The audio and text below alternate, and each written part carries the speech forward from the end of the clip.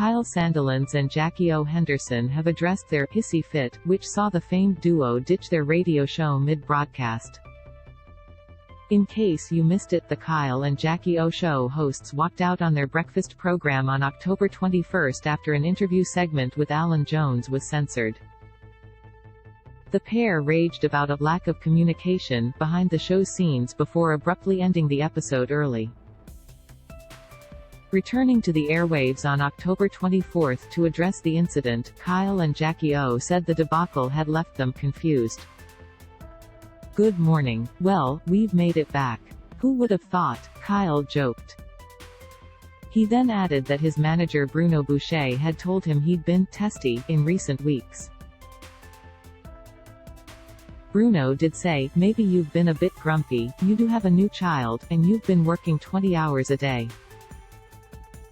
The father of one went on to commend his co-host for fronting up at the Media Week annual Power Lunch just hours after her walkout, an event that saw the duo top the publication's inaugural Star Power 25 list. "How great did Jackie look after doing her power move after we left the show on Friday in a hissy fit?" Kyle said. He then acknowledged that it was nice of her to support him for once and walk out together.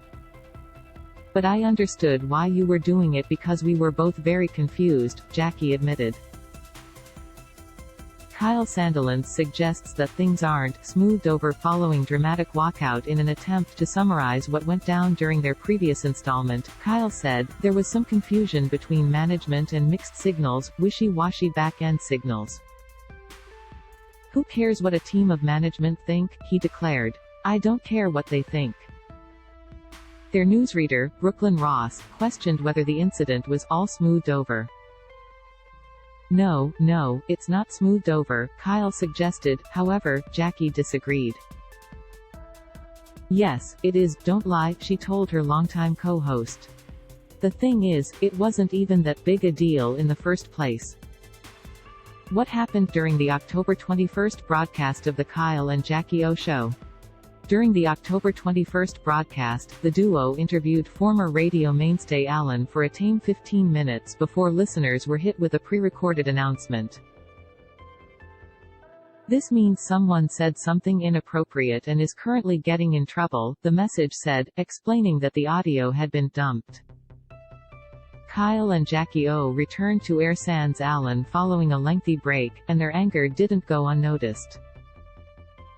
Kyle explained that the censor's job was to block out swear words.